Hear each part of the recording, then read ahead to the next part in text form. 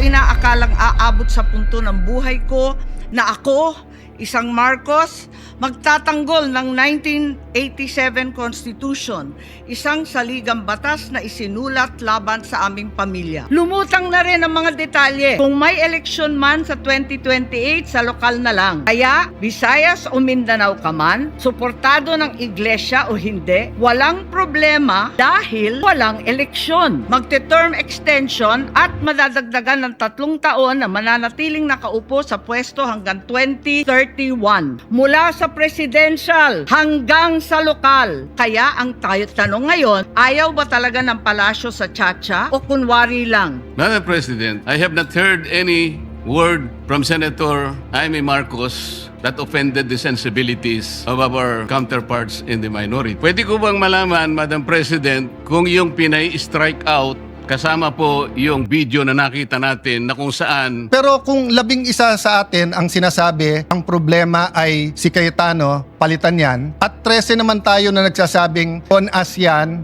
Kasi nirerespeto ko politika nyo. And I'm not suggesting we stop talking about politics. I'm suggesting number 1, na pagbigyan ako ni Senator Jaime na i-withdraw instead of ipa-strike off. Kung papayagan ako ni Senator Jaime, then I'll ask her to withdraw. Dahil napag-usapan po ang charter change. Inuulit ko po, ako po ay pabor dyan. Subalit nakaka-offend din kasi yung mga sinasabi ng ilang senador tungkol sa akin na sadyang sinungaling, na lahat daw na lumalabas sa bibig ko ay lahat all BS. At yung iba pa may pahaging na kinakailangan daw ako ipasok sa mental institution. Susumiti ako sa hiling ng ating SP Alan na i-withdraw ang video kung yan ang gusto. I'd like to be sure if our colleague, Senator Lito Lapid, will also stand to second the motion. Oh, I mentioned that all the members of the minority. I failed to mention Senator Lito Lapid.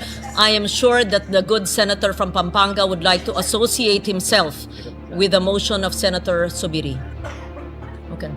Madam President, Proceed. I got his word. He is not seconding the motion of my amiable friend, the former Majority Leader, Senator Mig Subiri. Eto na mga boss, kakapasok lang na balita. Grabe si Jaime, tanggal na, bumaliktad na si Robin. Nagkagulo na sa Senado, naiyak si Cayetano at Marcoleta. Base sa impormasyong nakalap natin sa social media, mismong si Senador Alan Peter Cayetano nang nagsalita na dapat nang tanggalin si Senator Jaime Marcos sa records. Matapos di umanong umamin si Senator Robin Padilla ang nasa video siya ang totoong may kasalanan. Pinagbibintangan kasi ni Jaime Marcos ang minority. Pabor daw sila sa plano ni PBBM na term extension. Pero isa pala sa grupo nila sa majority ang gustong baguhin ng konstitusyon. Pabor pala si Robin sa Chacha. Todo tanggol pa naman kay Jaime si Senador Rodante Marcoleta. Pinatanggal tuloy ang video ni Cayetano. Kaya ito sabay-sabay nating panoorin kung paano si Senador Jaime Marcos grabe tanggal na. Bumaliktad na si Senator Robin Padilla. Nagkagulo na sa Senado. Naiyak si Senador Alan Peter Cayetano at si Senador Rodante Marcoleta. Tara, panoorin natin to. Impeachment, no elections, term extension. Ito ang inaatupag ng ilang mambabatas na nagiging mambubutas ng sikmura ng taong bayan. Inuuna ito kaysa gutom, trabaho, kalusugan, kabuhayan. Gusto nilang pahabain ang paghihirap ng Pilipino. Gusto ata nilang gumapang ang bayan sa dusa, gaya ng paggapang ng mga buhaya sa kaban ng bayan at konstitusyon. Ginoong Pangulo, Ginang Pangulo, hindi ko inaakalang aabot sa punto ng buhay ko na ako, isang Marcos, magtatanggol ng 1987 Constitution, isang saligang batas na isinulat laban sa aming pamilya. Pero sa huling pagbisita ko sa libingan ng mga bayani sa puntod ng aking ama, pinaalala ako ng mga katagang nakasulat sa kanyang himlayan, Pilipino. At bilang Pilipino, bilang isang lingkod bayan, bilang isang kaisa-isang anak ni Ferdinand Marcos na may lakas ng loob na tumindig para sa ating bansa, dapat protektahan natin ang saligang batas ng Pilipinas. Nitong mga nakaraang linggo, hindi lang ako basta Pilipino, hindi lang ako basta senador. Naging reporter pa at vlogger dahil walang mag-cover sa totoong nangyayari. pero napakaraming nagko-cover up sa mga corrupt na politiko. Kung meron nakakaalam sa galit ng bayan pagdating sa pagpapahaba ng poder sa kapangyarihan, nasa unahan na ako ng listahan. Hindi ako makakapayag na walang maisabuhay sa mga aral ng kasaysayan. Noong naharang natin ang PI na yan, People's Initiative, noong Enero 2024, hindi naman sila tumigil. Noong 12 ng Agosto 2025, unang inihayag ni Bongbong Marcos ng ating Pangulo na hindi niya tututulan ang isang Constitutional Convention o CONCON upang ayusin umano ang mga butas sa saligang batas, kasunod ng pahiwatig ng Kongreso na sumusuporta nito. Pagsapit ng Nobyembre, nung nakaraang taon din, naghain na si Congressman Ronaldo Puno at mga miyembro ng NUP, National Unity Party, ng House Bill 5870 naglalayong magpatawag ng Constitutional Convention upang magmungkahi ng mga amyenda sa konstitusyon. Noong 30 ng Enero 2026, nagpahayag naman si dating Senate President Soto ng suporta sa pagtalakay ng mga amyenda sa konstitusyon matapos ang desisyon ng Korte Suprema kaugnay ng impeachment laban kay VP Sara Duterte. Agad itong ikinatuwa ng tropang NUP na nagsabing mahalaga ang kooperasyon ng Senado upang maisulong ang mga reforma sa saligang batas. Gayunpaman, noong ika-31 ng Enero 2026, sumagot ang Malacanang, hindi raw prioridad ang charter change o CHACHA dahil nakatutok umano ang Pangulo sa mga isyong pang-ekonomiya. Isang pahayag na inilabas matapos magpahayag ng suporta si SP Soto noon sa pag-amyenda ng konstitusyon.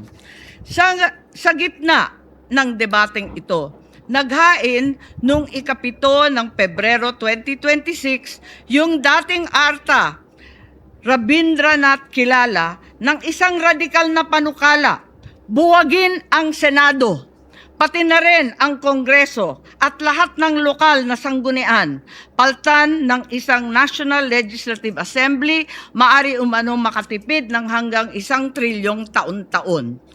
Nung nakaraang buwan, formal din hinikayat ni Congressman Puno at ng NUP ang liderato ng Kamara na simulan ng pakikipag-usap sa Senado hinggil sa charter change sa pamamagitan ng Constitutional Convention. Ginamit pa nila ang pagiging bukas ni SP Soto sa constitutional amendments bilang oportunidad para sa koordinasyon ng dalawang kapulungan. Sa huli, noong 14 ng Mayo 2026, mariing itinanggi ng Malacanang ang akusasyon ni Senate President Alan Peter Cayetano na sinusubukan ng palasyo pahinain ang Senado. Binigyan diin ng palasyo na hindi pinag-uusapan ng CHACHA at inulit ang pananaw ng Pangulo na hindi ang pag-amyenda ng saligang batas ang sagot sa kasalukuyang problema ng bansa. Ngunit hindi ito ang nangyayari sa labas ng palasyo. Ang NOEL at term expansion ay buhay na buhay sa mga patay na patay sa kapangyarihan. Pagkat sa kasalukuyang ika-20, ika-20 Kongreso, maraming panukalang naglalayong baguhin ang konstitusyon. Mula sa House Bill 368 ni Congressman Abante na nagsusulong ng CONCON hanggang sa resolution of both houses number 1 ni Congressman Garbin.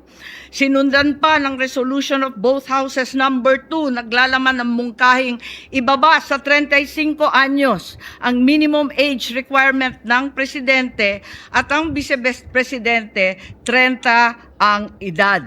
Bukod dito, Congressman Richard Gomez naghain ng resolution number 3 upang amyendahan din ang Constitution. Meron pang resolution number 4, nagmumungkahi gawing 3 taon na lamang, 3 magkakasunod na termino ang panunungkulan ng mga senador. Nariyan ang House Resolution 460 ni na Congressman Oreta, Congressman Remulla, Congressman Dasa at iba pa na bibigyan linaw daw ang kahulugan ng forthwith sa impeachment. At mula noong Abril, habang hinihikayat ng mga congressman na bumoto sa impeachment, malakas ang ugong ng no-L sa 2028. Lumutang na rin ang mga detalye. Magte-term extension ang mga congressman at madadagdagan ng 3 taon na mananatiling nakaupo sa pwesto hanggang 2031. Ganon din, 2028. Ganon din ang mga senador, pati ang Pangulo, hanggang 2031 na raw. Kung may eleksyon man sa 2028, sa lokal na lang. Kaya, Visayas o Mindanao ka man, suportado ng iglesia o hindi, walang problema dahil walang eleksyon. Kaya ang tanong ngayon, ayaw ba talaga ng palasyo sa Chacha o kunwari lang? O talaga bang wala ng respeto sa Pangulo? Bukod kay Lito Banayo, napakarami kong sources patungkol sa mga meeting na naganap para sa isinusulong na Constituent Assembly o CONAS. Mga kalipunan ng mga politikong hindi nananalo sa mga matataas na posisyon, inaambisyon nila. Kung hindi kayang manalo sa boto, baguhin na lang ang konstitusyon. Noon pa man, hindi ako naging hadlang sa pagbabago. Kumpara lamang sa ekonomiya at ikagiginhawa ng buhay ng Pilipino. Pero magagaling ang mga buwaya. Tahimik na gumagapang upang malamon pati ang konstitusyon. Kung nagsisinungaling ang mga nagsumbong sa akin, kung sasabihin kasinungalingan ang sinabi ko ngayon at ang pinalabas, hinihikayat ko ang mga senador ngayon sa ating bulwagan. Ipangako natin sa taong bayan na may eleksyon sa 2028 mula sa presidential hanggang sa lokal. At Madam President, magiging masaya akong mapatunayan na mali ako. Dahil ibig sabihin nun, mananalo ang tama. In the interest of time and that this chamber may proceed with its scheduled legislative business, I will not entertain any interpellations at this juncture and would rather allow the facts in the video as well as confronting this nation to resonate fully with this chamber and the Filipino people. I urge this body to look deeply into what we have witnessed today, act with vigilance, courage, and fidelity to the Constitution we swore to defend. Maraming salamat po.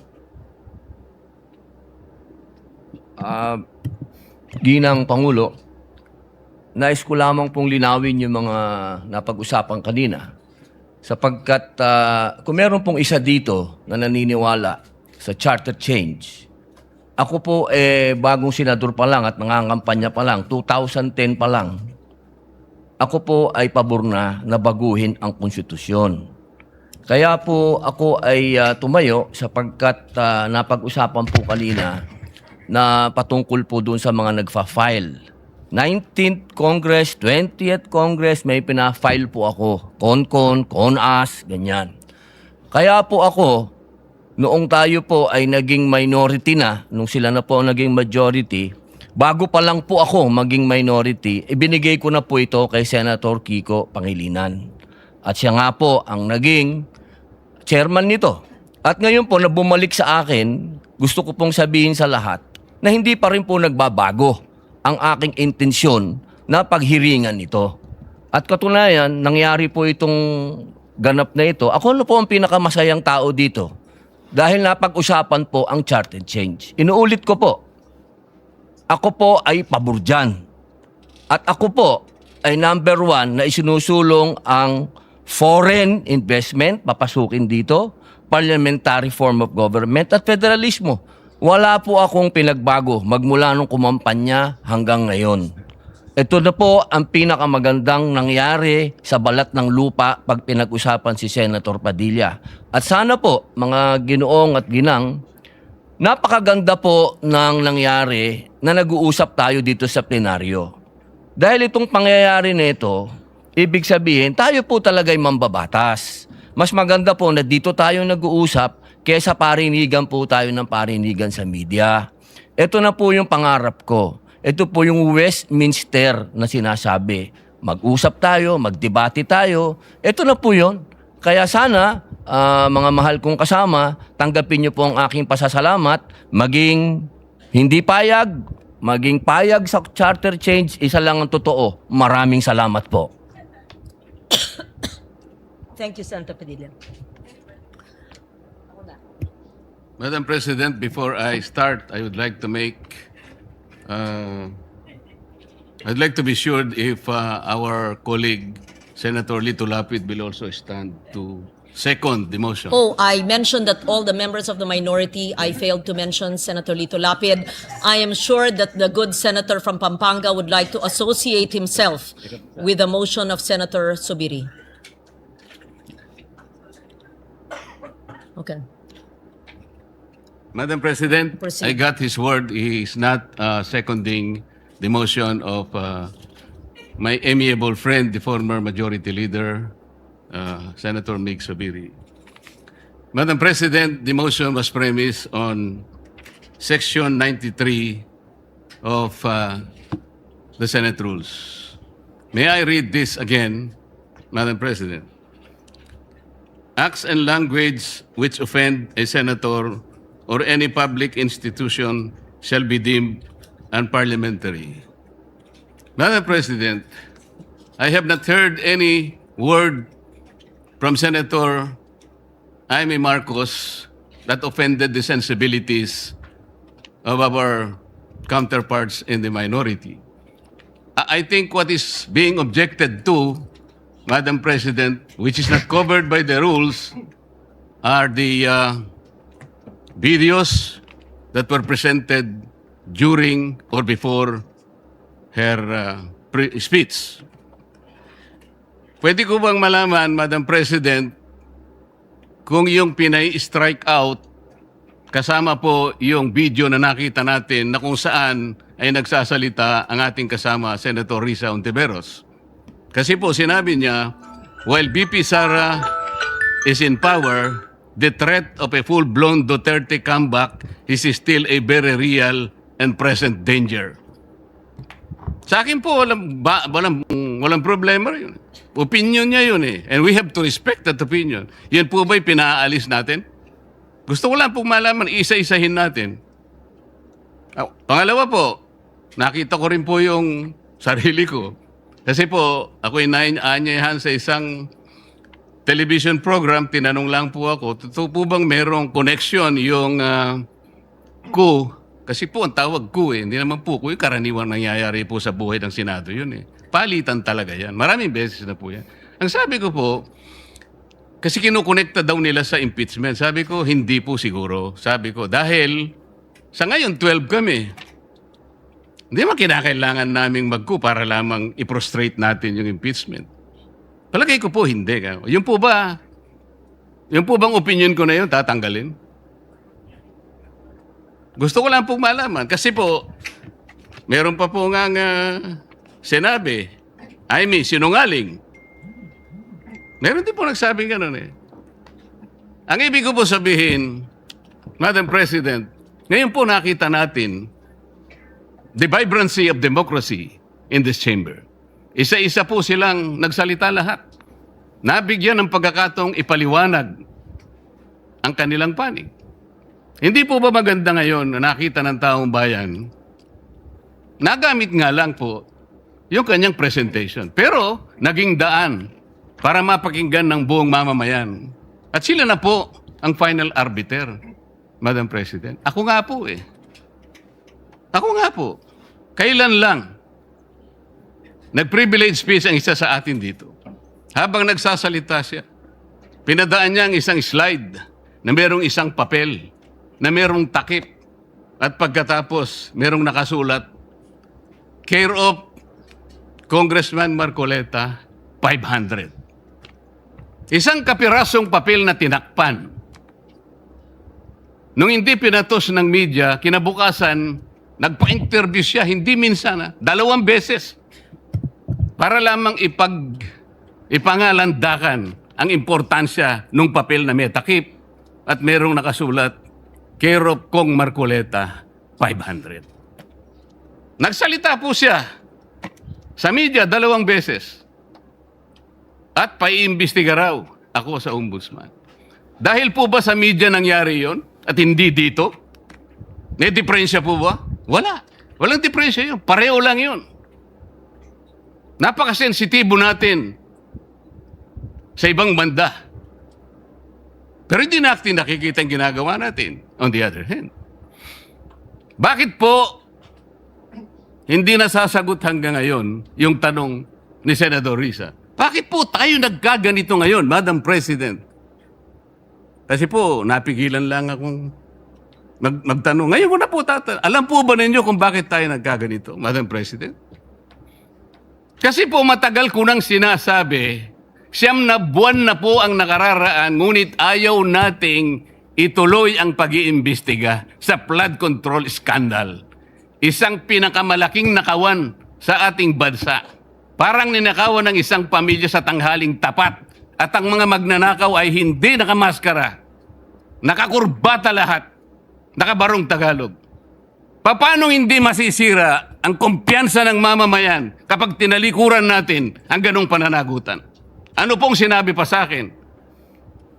Imbes na sagutin nila yung privilege speech ko noon, na sa pamimilit ko na, ito pong tungkulin natin eh. Naging PNP chief kayo.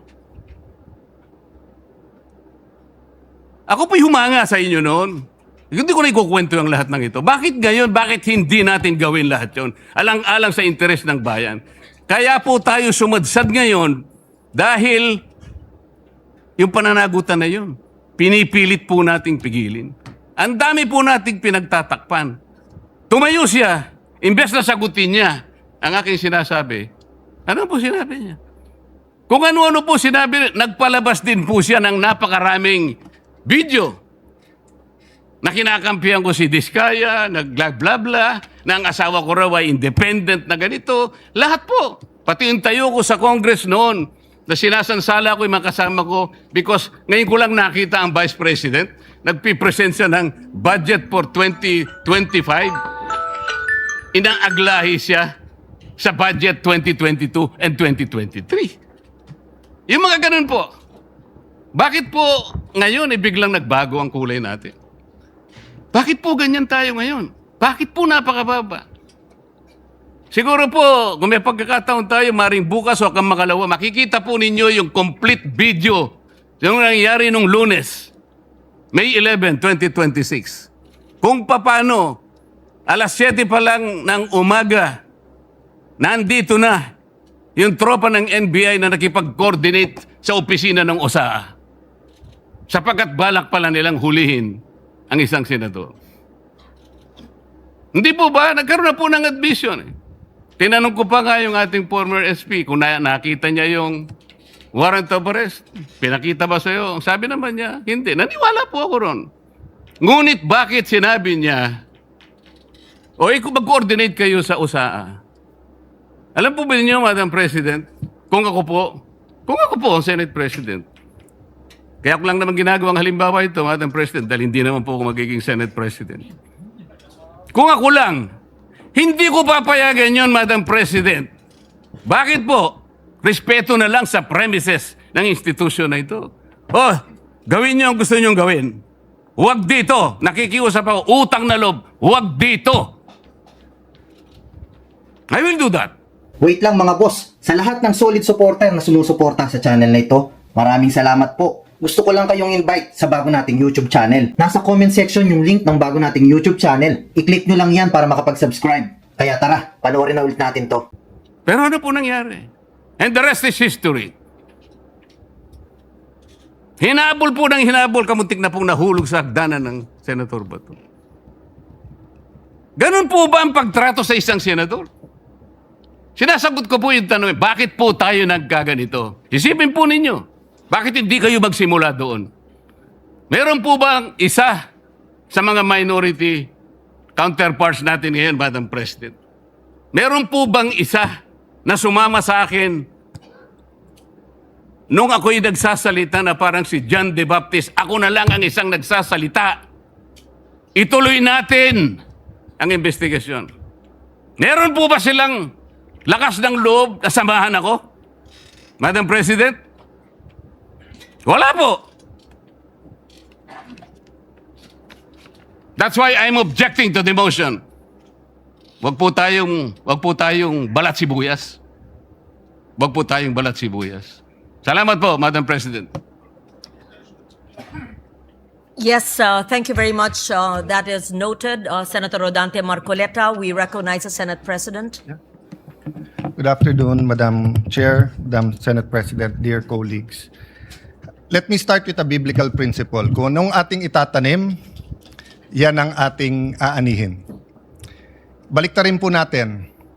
Ito po ang ating inaani ngayon. So, balikan natin ano ba ang ating tinanim. So, allow me to put on record 3 topics. First, ano ba ang karapatan at responsibilidad ng bawat senador? Number 2, when we talk about the dignity ng Senate at yung kasagsagan, kailan ba nag-umpisa yon? And pangatlo, na tingin kong pinaka-importante, ano ba priorities natin and how do we move forward? So, dun muna tayo sa ano ba ang karapatan at responsibilidad ng bawat senador. Gusto ko pong sabihin sa sarili ko at sa bawat miyembro ng Senado na hawak mo yung beat. Mga senador, hawak natin ang beat. Ano po ibig sabihin? Hawak natin ang mic, lalo sa mga panahon na to. Kahit sino po sa atin ang magsalita ay news sa panahon na ito.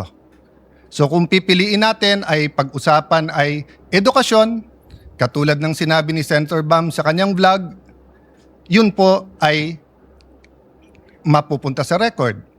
Kung pag-uusapan natin agriculture, agricultural smuggling, problema sa taniman ngayon, problema sa fertilizer, pag pinag-usapan po natin yung 7% inflation, pag-usapan natin ilan araw pa ba meron tayong gasolina. At yung po ba ay katulad nung the last 60 days na dagdag ng dagdag o panipis na po ba ang supply worldwide? Pag pinag-usapan natin fiscal space po natin at dolyar sa peso, hawak po natin ang beat eh. Tayo po ang pwedeng magdikta kung anong pag-uusapan. Pero tignan po natin yung interview since May 11. Dalawa lang naman eh. Paano palitan muli si Alan Cayetano?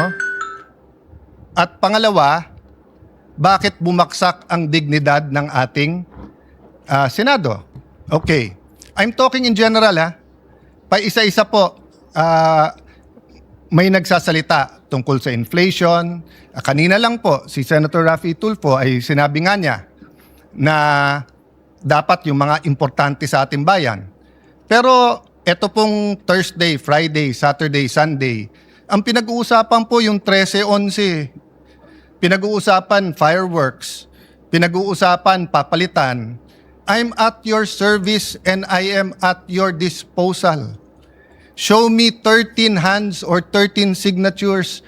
I will even administer your oath if you want to. Ano po ang nasabi po last week? Bumaksak daw po ang Senado. And alam niyo po, kasundo ko si Senator Win. I wasn't joking. I was making him smile, but I would vote for him. Pero sabi niya kanina, ibalik ang dignidad ng Senado. Okay, I'll take it with good faith. Ang problema, Senator Win, yan ang narrative ng minority na simula nung Mayo 11, bumaksak. Sinabi ni Senator Ping, may I allow, and correct me Senator Ping kung mali, sabi niyo yung biruan ngayon, mas mabango pa yung House kaso sa Senate at usually kasi mas mataas ang Senate. I will take exception to that. Why? Because the Pulse Asia, if I'm not mistaken, in December 2019, when I was Speaker and Senator Soto was Senate President, the Senate was 66% and the House was 66%.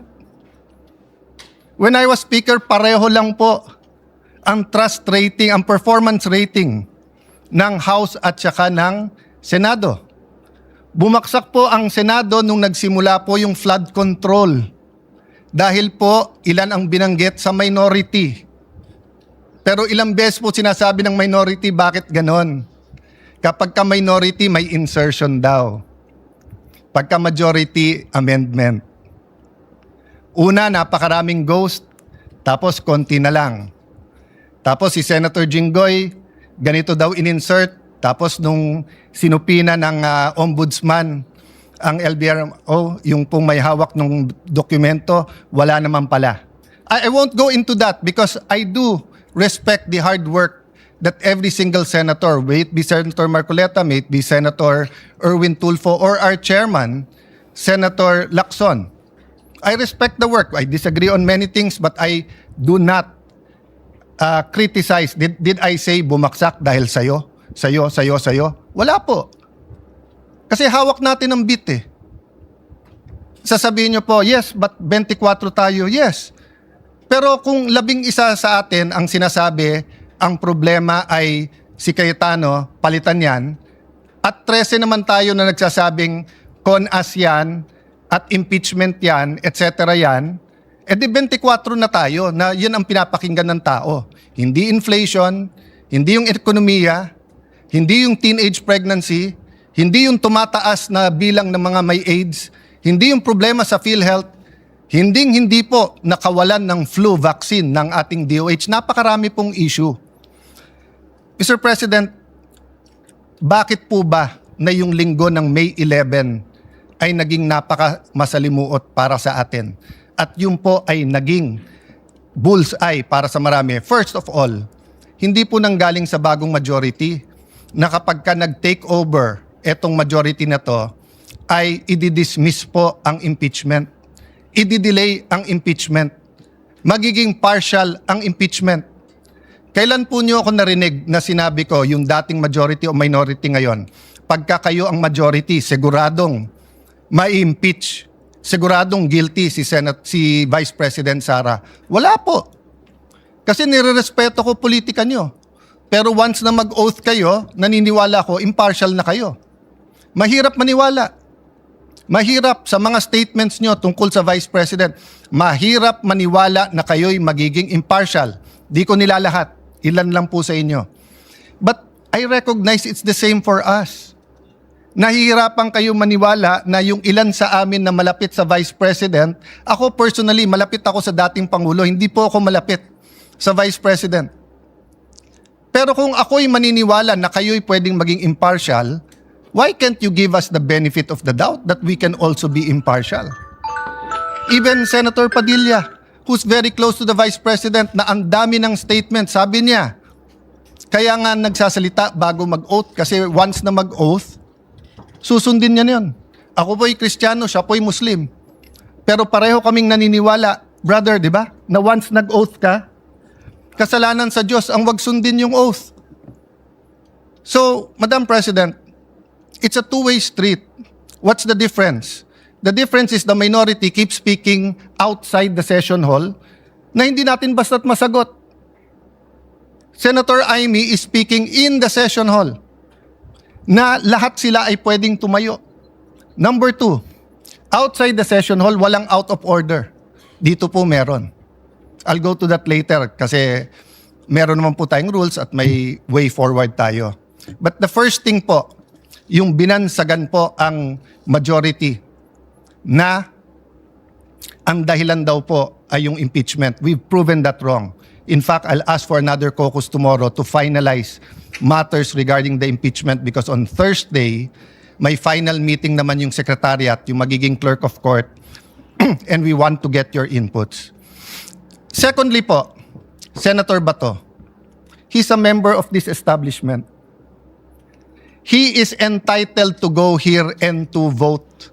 Bakit naging issue na pumunta dito para bumoto lang?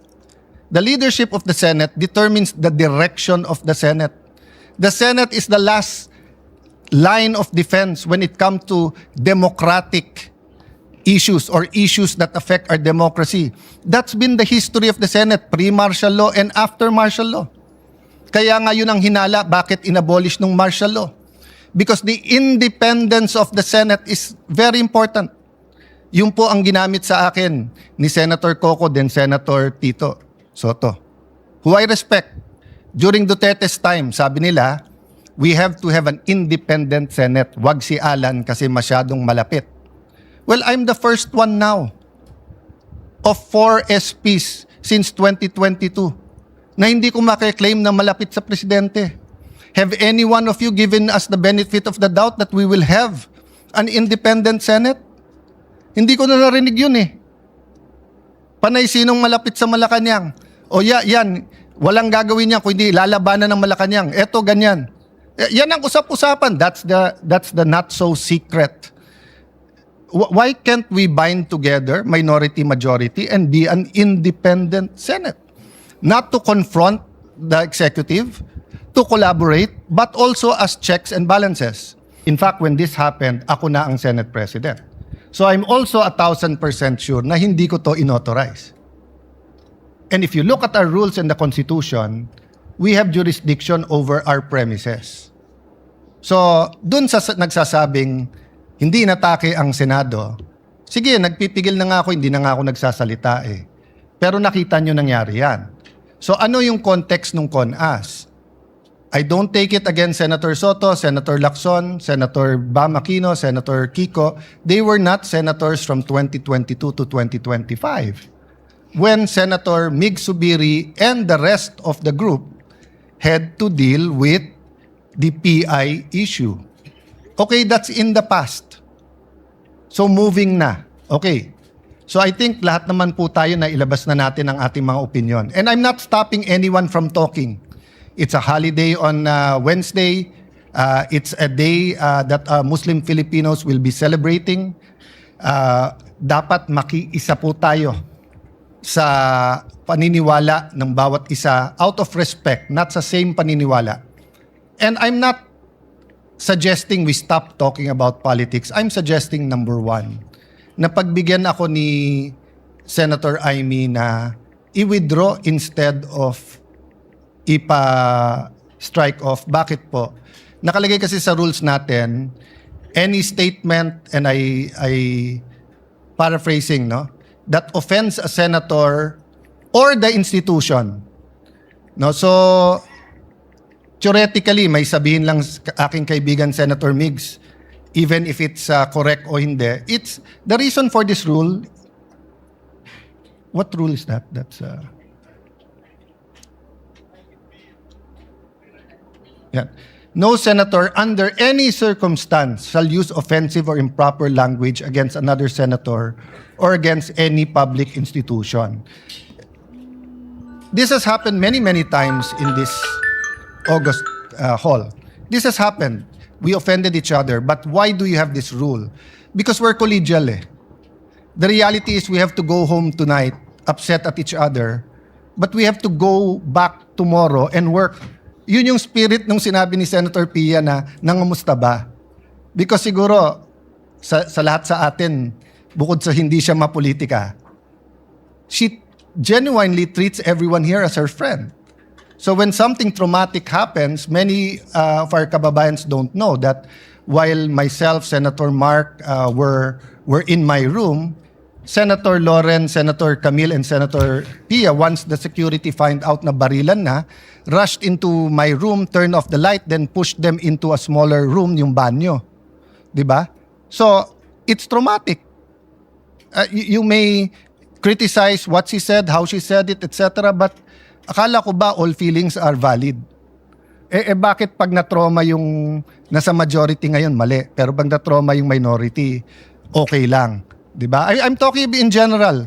Whether you talk about green, yellow, pink. So, labas na ako dyan. Hindi naman ako Senate President ng buong bansa in the sense that I'm not elected like the Vice President and the President. I'm Senate President, but I am the servant leader of the 24 senators, including Senator Bato. I'm here at your service. Kung papayagan ako ni Senator Amy, then I'll ask her to withdraw. Number two, kung papayagan ako ng minority, tomorrow let's talk about the impeachment, but let's also talk about what are your priorities. What are our priorities? Let's use the last few session days. You want to talk about changing the Senate President? I won't take it against you. It's your right. Pero wag tayo dun sa yung integridad ng institusyon kasi syempre didepensa kami. 'Di ba? Dahil ang tingin namin bumaksak na to dati pa. But we're not pointing fingers bakit bumaksak. We're just letting history judge it. Sabi po nung iba, fresh start. Bakit? Hindi ba fresh start pagdating ko? Hindi pa nga ako nagsa-start, inuupakan na ako eh. Ganun na ganun nangyari sa SEA Games. When I was Secretary of Foreign Affairs, not a threat, serving everyone, wala akong problema sa SEA Games. As soon as I ran for Congress at sinabing magsi-speaker, kaliwat kanan na yung banat sa akin. But we proved them wrong. Nanahimik kami, overall champion, most number of gold medals, and it launched the careers of many in the Olympics. So, again, I can take that attitude. Sa SEA Games, nagpagulpe muna ako. Actually, wala naman akong choice. Pero, hindi kami gumante. Bakit? Because in the end, the performance will decide or will dictate whether we were justified or not yung mga pinanggagawa. So the same with me. Judge me as Senate President every single day, every single week. Kung tatagal ako ng 1 month, 2 months, edi for 2 months, 3 months, 4 months, di ba? Pero yung inuunahan, hindi pa nga nag-uumpisa, fresh start na, medyo foul naman yon. Yes, it's political, pero medyo foul naman, di ba? So I guess yun lang naman po ang spirit ng ating mga privilege speech dito na very political. Can we go back and start talking again about health, about education, about that's why we were unanimous in retaining and again putting Senator Win as the chairman of the Protect Committee because he was doing a good job in how the government can help us, no? So again, my speech is not perfect. You want to interpolate me in a later date, etc. But lahat nung nasa minority may tama kayong sinabi kanina. Sabi niyo po, people are watching us. So Senator Amy, the ball is first in your hands. Afterwards, it goes to the minority. Thank you for giving me this. Oh, sandali lang po, Senator Padilla, na hindi ko tataasan ng boses, brother. Ay magsasalita muna daw. Thank you for this opportunity, Madam Chair. Thank you, Senate President Alan Cayetano. We recognize Senator Robin Padilla. We recognize once again Senator Amy Marcos. Yes, maraming salamat po, Ginang Pangulo. At tunay na nakaka-offend ang mga sentimiento na nagkalat sa SOCMED na siyang nilaman ng videong ipinakita. Subalit nakaka-offend din kasi yung mga sinasabi ng ilang senador tungkol sa akin na sadyang sinungaling, na lahat daw na lumalabas sa bibig ko ay lahat all BS, outright lies, at yung iba pa may pahaging na kinakailangan daw ako ipasok sa mental institution. Pero isang tabi na natin yan. Susumiti ako sa hiling ng ating SP Alan na i-withdraw ang video kung yan ang gusto. Sana kapalit niyan, ipangako natin lahat sa ating taong bayan na walang term extension na mangyayari at na may eleksyon sa 2028. Yun lang po ang aking hinihiling. Ngayon, ikaw bilang Pilipino, ano ang masasabi mo at reaksyon sa balitang ito? Mag-iwan ka ng komento mo sa ibaba at ating pong babasahin isa-isa.